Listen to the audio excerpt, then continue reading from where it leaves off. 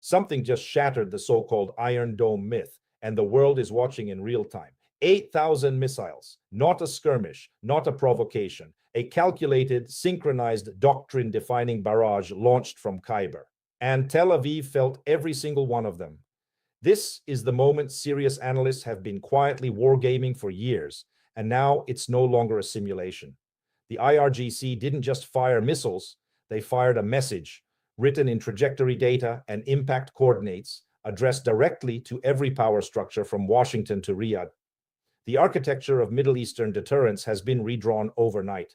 What you're witnessing isn't just a military exchange, it's a civilizational signal. The old rules, the old red lines, the old assumptions about who can hit who and from where, gone.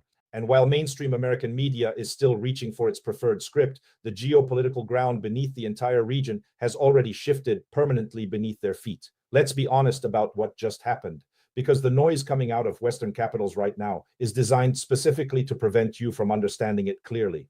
8,000 missiles is not a number you arrive at by accident. That is a number that represents years of procurement, years of dispersal logistics, years of targeting intelligence, and years of strategic patience.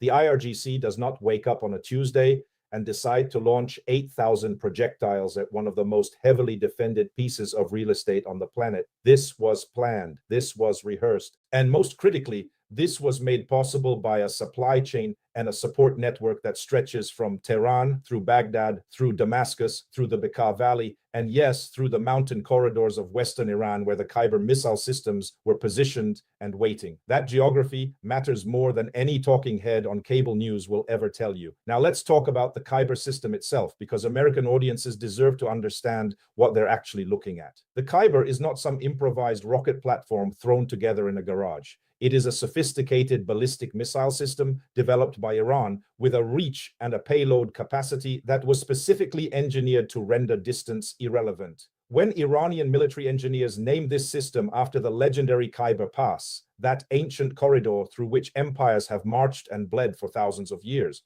they were not being subtle. They were making a statement about history, about persistence, about the kind of strategic depth that cannot be bombed out of existence. And now that statement has been delivered, physically, kinetically, into the airspace over Tel Aviv. What the Iron Dome mythology always conveniently left out is the question of saturation. Any defense system, no matter how sophisticated, operates within physical and mathematical limits. You have interceptors, you have reload times, you have tracking radar with finite processing capacity, and you have the basic geometry of incoming trajectories that can be deliberately designed to overwhelm those limits simultaneously. Military planners have understood this for decades. The IRGC has understood this specifically about Israeli air defense for at least 15 years. When you fire 8,000 missiles in a coordinated barrage, you are not hoping to get lucky. You are applying a calculated formula against a known defensive ceiling. And what the world just witnessed is what happens when that formula is finally executed at full scale. The question Americans should be asking right now is not whether this is good or bad in some simplified moral framework. The real question is why this happened, what conditions made it possible, and what it means for the architecture of power that the United States has spent decades building and maintaining across the Middle East. Because that architecture is now under enormous stress, and pretending otherwise is not analysis, it is sedation. The American public has been sedated on Middle Eastern geopolitics for so long that when genuinely tectonic shifts happen, the first instinct is to reach for familiar villains and familiar narratives, rather than actually look at what is happening on the ground, in the air, and in the corridors of power across Eurasia. Let's go back further, because context is everything, and without it, you are just watching explosions on a screen.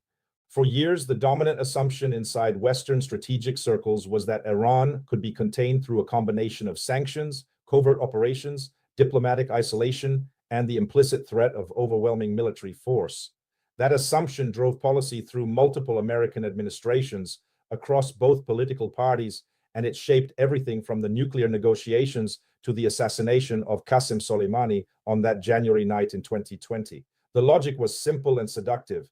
Keep Iran weak enough economically, keep its military capabilities degraded enough through targeted strikes and sabotage, and it will never be able to project force at a scale that actually threatens the existing regional order. That logic is now lying in pieces somewhere in the rubble of Tel Aviv. Because here is what that logic consistently failed to account for.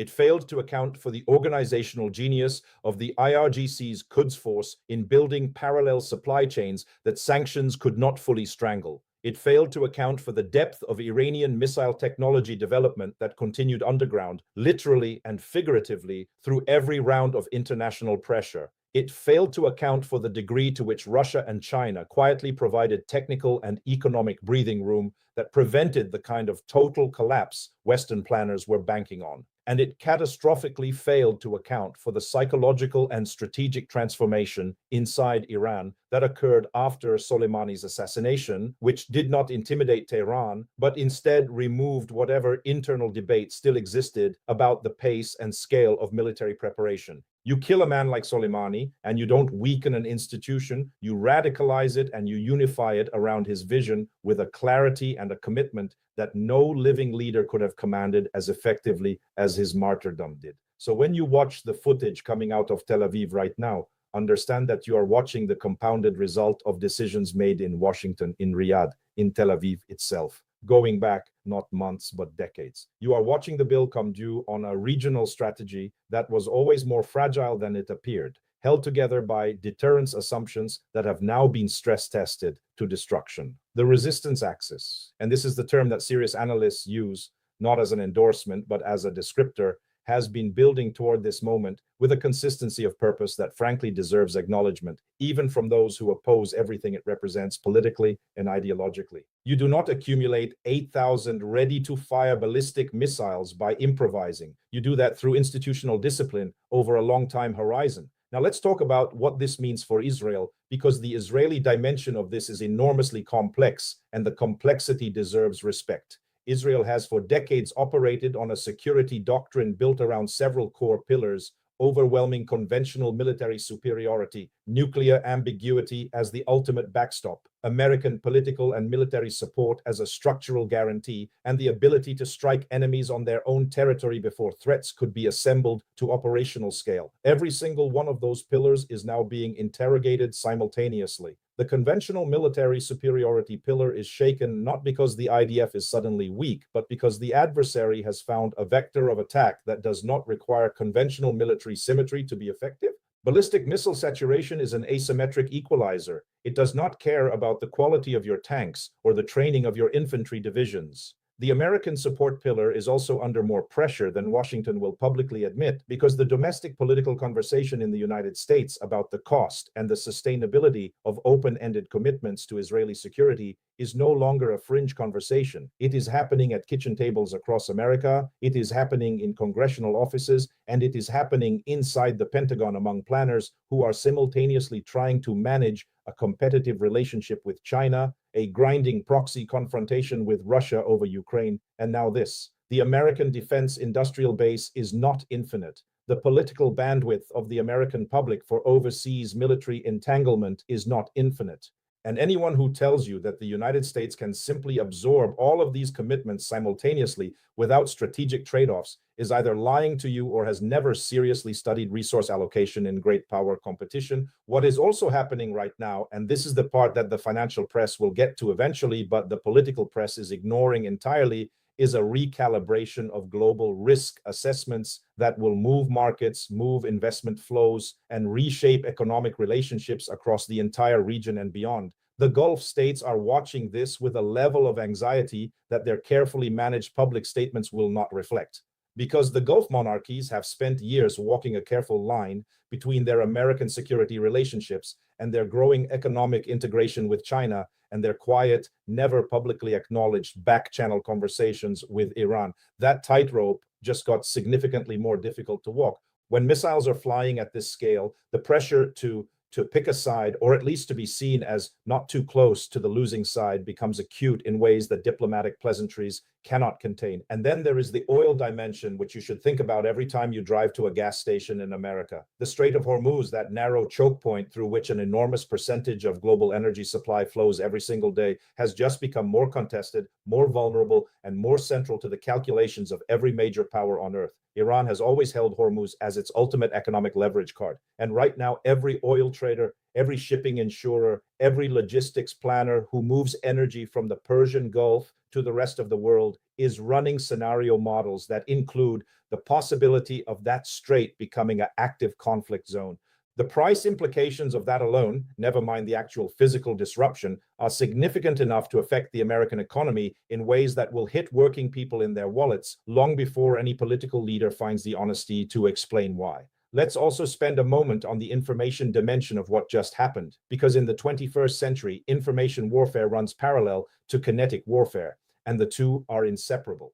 Within hours of this missile barrage, you had wildly different accounts circulating simultaneously. Israeli sources with damage minimization narratives, Iranian state media with maximalist claims, American intelligence assessments being selectively leaked to preferred journalists, social media flooded with footage that ranged from genuine documentation to recycled clips from other conflicts being passed off as real-time evidence. Navigating that information environment requires exactly the kind of baseline geopolitical literacy that Western media systems have systematically failed to build in their audiences over decades of oversimplified coverage, which is exactly why you are here and exactly why this conversation matters. The deeper question, the one that historians will spend years analyzing, is whether this represents a point of no return or whether there is still a diplomatic off-ramp somewhere in this catastrophe. Because catastrophes, even enormous ones, do not always lead to larger catastrophes. Sometimes they create the conditions for negotiations that were previously politically impossible because neither side had yet demonstrated the full cost of continued confrontation. The Cuban Missile Crisis, the closest the world ever came to nuclear annihilation, ended not in war, but in a back-channel deal that both Kennedy and Khrushchev needed, but neither could publicly propose before the crisis forced the issue. Whether anything analogous is possible in this situation depends on factors that are not visible from the outside right now, including what communications are happening privately between Tehran and Washington, between Tehran and Beijing, and between Washington and Tel Aviv in the hours and days following this strike. What we do know is that China's role in whatever comes next is going to be more significant than American policymakers are comfortable acknowledging publicly. China has leverage with Iran that the United States simply does not possess. China has economic relationships throughout the region that give it a mediating credibility that Washington has largely squandered through decades of perceived double standards. And China has a profound strategic interest in not seeing this conflict escalate into something that disrupts the energy flows and trade corridors that its own economic model depends upon. That convergence of interests and leverage makes Beijing a player in the diplomatic endgame here, whether Washington wants it to be or not. And the sooner American foreign policy accepts that reality, the sooner it can actually engage constructively with it, rather than pretending it doesn't exist. The world that existed before 8,000 Khyber missiles crossed into Israeli airspace is not coming back. The deterrence equations have changed. The psychological landscape across the entire Middle East has changed. The calculations being made in every capital from Riyadh to Ankara to Moscow to Beijing to Washington have changed. And most fundamentally, the story that Western powers have been telling themselves and their publics about the stability and the sustainability of the existing regional order has been exposed as something far more provisional than it was presented to be. That is not a comfortable thing to absorb. But absorbing uncomfortable truths accurately is the only foundation upon which any serious response, diplomatic or otherwise, can be built. The alternative is to keep being surprised, keep being reactive, and keep arriving late to an understanding of a world that has been moving in this direction for a very long time.